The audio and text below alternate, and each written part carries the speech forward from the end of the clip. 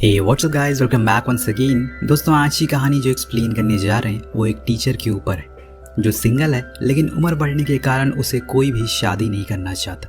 ऐसा नहीं है कि वो लोगों से मिलती नहीं है, उसके आए दिन किसी न किसी के साथ डेट होती रहती है, पर वो जितने भी लोग आते हैं सब उसका मजाक बनाकर वहाँ से चले जाते हैं और ये सिलसिला ऐसे ही चलता रहता है। और अगले दिन हम उसे उसकी क्लास में देखते हैं जहाँ पर पढ़ाने के बाद वो रात में एटीएम से कुछ पैसे निकालने के लिए जाती है। तभी उसकी ओर एक लड़का आता है जिसको देखकर लिंडा को लगता है कि ये शायद चोर है, इसीलिए वो उसके करीब आते ही उसके ऊपर स्प्रे कर देती है जिससे कि वो जलन के मारे चिल्लाने लगता है और लिंडा को बताता है कि वो असल में कोई चोर नहीं है बल्कि उसका एक्स स्टूडेंट है, उसने उसे यहाँ पर देखा तो मिलने चला है। ये सुनकर लिंडा को बहुत बुरा लगता है, इसीलिए वो उसे अपनी कार में लिफ्ट दे देती है और इस दौरान वो उससे पूछती है कि तुम पहले स्टोरीज लिखा करते थे, काफी अच्छी होती थी, अब उसका क्या हुआ, क्या तुमने उस काम को आगे बढ़ाया? पर जेसन बताता है कि उसने उस काम को छोड़ दिया क्योंकि उसके डैड चाहते हैं कि वो लॉ की पढ़ाई करे जो कि उसे पसंद नहीं है, पर मैंने हाल ही में एक प्ले लिखा है। ये सुनकर लिंडा उसे बताती है कि ओह, हमारे स्कूल में भी कुछ दिन में एक प्ले होने वाला है, अगर तुम चाहो तो जो तुमने प्ले लिखा है वो मुझे कल स्कूल आकर दिखा सकते हो। अब जेसन मान जाता है, जिसके बाद हम लिंडा की अकेली जिंदगी देखते हैं। वो अकेली ही रहती है और खुद में ही मस्त रहती है। नेक्स्ट डे जेसन स्कूल पहुंचता है जहां वो लिंडा को प्ले दे देता है, पर वो उसे क्लास में आने को कहती है जहां वो सभी स्टूडेंट को जेसन के बारे में बताती है। उसके बाद घर जाने पर लिंडा उस प्ले को आराम से पढ़ती है। वो उसे बहुत ही ज्यादा पसंद आता है, इसीलिए वो आर्ट और कल्चर टीचर को वो स्क्रिप्ट देती है ताकि वो उसे पढ़कर बताए कि वो कैसी है। अब यहाँ काल को, जो कि वो टीचर था, उसे वो प्ले लिंडा से भी ज्यादा पसंद आता है, इसीलिए वो फौरन अगले दिन उसे मिलकर कहता है कि हमें इसे प्रिंसिपल को दिखाना चाहिए ताकि वो उसे लिस्ट में ऐड कर सके। लेकिन वो कहती है कि हम इसको परफॉर्म नहीं कर सकते क्योंकि इसकी एंडिंग में अच्छा मैसेज नहीं दिया गया। किसी भी स्कूल के प्ले में हम ये नहीं दिखा सकते कि बच्चों ने खुदकुशी कर ली, ऐसा रूल के खिलाफ है। तब काल कहता है कि ठीक है, अगर ऐसा है तो हम इसकी एंडिंग को बदल देंगे और कुछ अच्छा ऐड कर देंगे, जिससे कि वो मान जाती है। लेकिन बाहर आने पर लिंडा काल से कहती है कि ऐसा करने पर पूरा प्ले खराब हो जाएगा, हमें कुछ भी चेंज नहीं करना चाहिए। दरअसल काल ने झूठ बोला कि वो चेंज करेगा क्योंकि वो भी चाहता है कि जैसे ही वो सब लिखा हुआ है वैसे ही सारी चीजें परफॉर्म हो। अब इस बात को बताने के लिए लिंडा जेसन से एक कैफे में मिलती है जहां वो उसे बताती है कि कुछ दिन बाद तुम्हारा लिखा हुआ प्ले हमारे स्कूल में परफॉर्म होगा, क्योंकि प्रिंसिपल को ये बहुत ही ज़्यादा पसंद आया है। लेकिन वो उसे ऐसा करने से मना कर देता है क्योंकि अगर ये बात उसके डैड को पता लगी तो वो उसे बहुत डांटेंगे।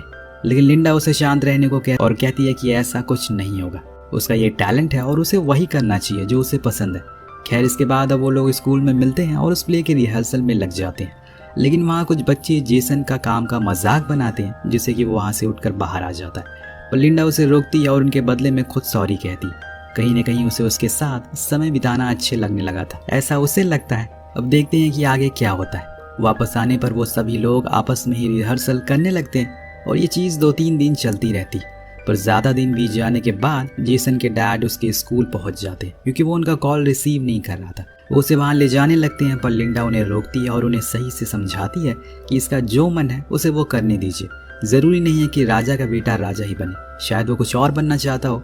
अब वो ये सारी बातें सुनकर मान जाते हैं और वहाँ से चले जाते हैं। पर तभी जेसन के पेट में दर्द होना शुरू हो जाता है, इसीलिए वो उसे क्लास में ले जाती है और उसे स्टमक पेन की दवा देती है। लेकिन वहाँ जेसन रोना शुरू कर देता है, उसे शायद अपने डैड का ये रवैया पसंद नहीं आता, जो बात वो लिंडा से भी शेयर करता है और एज ए टीचर के तौर पर वो उसे सहारा देती है। लेकिन देखते ही देखते वो दोनों काफ़ी करीब आ जाते हैं। आज लिंडा भी खुद को रोक नहीं पाती और यहाँ पहली बार दोनों इंटीमेट होते हैं। लेकिन अगले दिन लिंडा जब क्लास में होती है तो उसे कल जो भी कुछ हुआ वो सोचकर सही नहीं लगता, उसे बुरा लगता है और उसे लगता है कि उसने गलत किया। इसीलिए वो उसी दिन जेसन से मिलने जाती है और उसे साइड में ले जाकर कहती है कि तुम्हें ऐसा कुछ नहीं करना चाहिए था, मैं तुमसे बहुत बड़ी हूँ। तो जेसन कहता है कि वो सब अचानक से हो गया, इसमें हमारी क्या गलती है। पर यहाँ लिंडा उसे ये बात किसी से भी ना बताने को कहती है और जितनी जल्दी हो सके वो उसे भूल जाने को कहती है। अब वो हाँ में जवाब देकर वहाँ से चला जाता है, पर कुछ ही दिन बाद वो जेसन को लिली नाम की लड़की के साथ देख लेती है, जिसे उसे बहुत बुरा लगता है। लेकिन जब वो खुद उसे दूर होना चाहती है तो ये उसे बुरा क्यों लग रहा है? इसका मतलब है कि वो उसे पसंद करने लगी है और इसीलिए अब तो वो लिली को प्ले से भी निकाल देती है, जो बात जेसन को समझ ही नहीं आती। इसीलिए वो उसे बाहर ले जाकर कहता है कि ये जो तुम कर रही हो वो गलत है, लिली ने तुम्हारा क्या बिगाड़ा है और मेरी मर्जी है मैं किसी के साथ भी हैंग आउट कर सकता हूँ। तो लिंडा कहती है कि वो मेरी स्टूडेंट है और तुम ऐसा नहीं कर सकते। यह हम साफ देख सकते हैं कि लिंडा को कहीं ना कहीं वो जेलस फील हो रहा है। लेकिन अभी वो ये बात खुद भी नहीं जानती। तब जेसन उसे फिर से कल वाली बात का टॉन्ट मारता है, जिसे सुनकर वो गुस्सा हो जाती है और वहाँ से चली जाती है। और उसके जाने के बाद हम देखते हैं कि एंड्रयू नाम का लड़का जिसने जेसन का मजाक बनाया था, उस दिन वही कार के पीछे छुपकर इनकी सारी बातों का रिकॉर्ड कर लेता है, जिससे ये साफ मतलब है कि अब लिंडा की जिंदगी खराब होने वाली है। पूरे वीकेंड में वो न्यूज़ ऐसे फैलती है जैसे कोरोना वायरस। हर तरफ लोग लिंडा के बारे में बात कर रहे थे। जब वो स्कूल पहुंचती है, सभी का रिएक्शन देखकर वो समझ जाती है कि वो चीज़ अब सबको पता चल चुकी है। हर जगह बस उसके बारे में बातें होते हुए सुनाई दे रही थी, जैसे कि आज हम पहली बार उससे रोते हुए देखते हैं। यहाँ तक कि उसके क्लास के बच्चे भी उसका मजाक बनाते हैं। जो बात वो सुनकर गुस्से में आ जाती है और वहाँ से फौरन प्रिंसिपल के पास पहुँचती है, जहाँ वो उन्हें बताती है कि लिली जो कि उनकी स्टूडेंट है, वो उसके बारे में फेक न्यूज़ फैला रही है।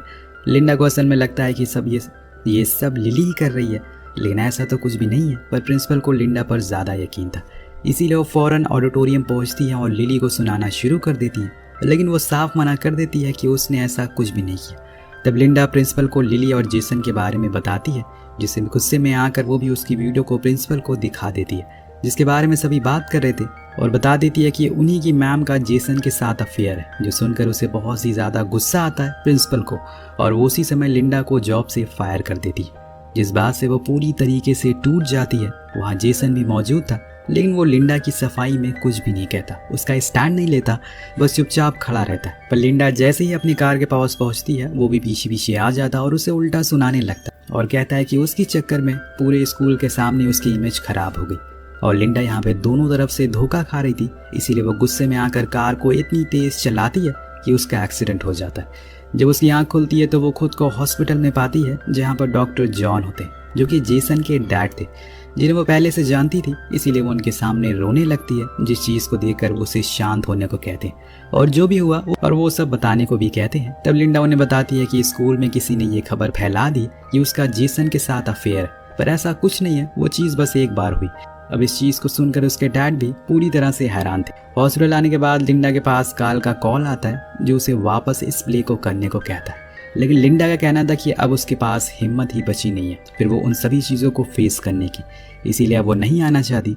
पर काल उसे बोलता है कि तुम्हें इस प्ले में इतने सारे पैसे लगाए हैं, अगर तुम्हें एंडिंग में भी कुछ चेंज करनी है तो तुम कर सकती हो, लेकिन वो साफ साफ मना कर देती है और फ़ोन काट देती है। अब 2 दिन बाद उसके पास स्कूल की प्रिंसिपल भागते हुए आती हैं और बताती हैं कि काल को हार्ट अटैक आया, पर उसने जाते जाते कहा है कि तुम्हें इस प्ले को करना है क्योंकि हमारे ऑलरेडी 18,000 की टिकट को बेच दिया है, क्योंकि हमने ऑलरेडी $18,000 की टिकट को बेच दिया है। अगर कुछ हुआ तो हमें बहुत बुरा लॉस होगा। थोड़ी देर सोचने के बाद वो हाँ कर देती है और फिर अगले दिन हम स्कूल में उसे देखते हैं, लेकिन अभी भी बच्चे उसे टॉन्ट कर रहे थे, पर वो इग्नोर करके ऑडिटोरियम आ जाती है और प्ले शुरू कर देती है। लेकिन लिली अभी भी उसे बुरा बिहेव कर रही थी, जिस चक्कर में दोनों में लड़ाई हो जाती है।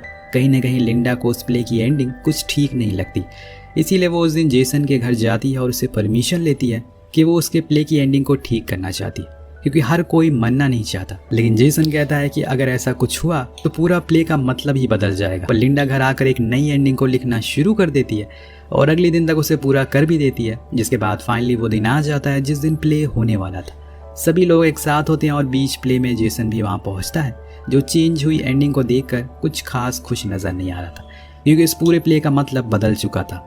अब इस चीज़ के लिए लिंडा भी उसे माफ़ी मांगती है और कहती है कि उससे गलती हो गई, उसने इसकी पूरी मेहनत खराब कर दी।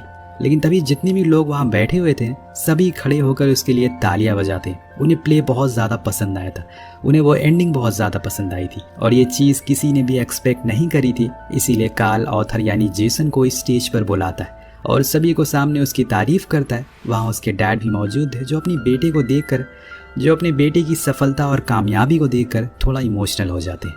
पर जिसने ये सब किया वो चुपचाप वहाँ से बाहर आ जाती है, यानी कि लिंडा। उसे बहुत खुशी हुई कि सब कुछ ठीक हो गया, लेकिन उसके लिए सब कुछ अब खत्म हो गया है। लेकिन तभी उसे जेसन रोक लेता है और थैंक यू कहता है कि उनकी वजह से आज उनके बेटे को इतनी सराहना मिल रही है। अब ऐसे ही बीत जाते हैं और फिर एक दिन हम लिंडा को एक बुक स्टोर पर देखते हैं, जहाँ वो रॉबर्ट क्लोविन की किताब को खरीद रही थी कि तभी वहाँ पर जॉन भी आ जाता है और वो भी उसी ऑथर की बुक को ले रहा था कि तभी दोनों का टकराव हो जाता है, जिसके बाद जॉन उसे फ्लर्ट करना शुरू कर देता है और जिसका लिंडा भी अच्छे से जवाब देती है। और इसके बाद दोनों एक कॉफ़ी शॉप पर जाते हैं, कॉफ़ी लेकर थोड़ी बातें करते हैं, जिस दौरान वो इतने फ्रैंक हो जाते हैं कि मिलकर कल डेट पर जाने का डिसाइड कर लेते हैं। देन हम अगले दिन जॉन और लिंडा को बाहर देखते हैं और आज उनकी डेट है फाइनली। इसी सीन के साथ इस कहानी की समाप्ति हो जाती है। वेल दोस्तों, लिंडा के लिए ये एक नई शुरुआत है। कभी कभी आपका वक्त अच्छा होने में थोड़ा समय लगता है, लेकिन एक दिन वो होता ज़रूर है। और इसी के साथ ये कहानी यहीं ख़त्म हो जाती है। मिलते हैं अगली वीडियो में। Thank you so much watching.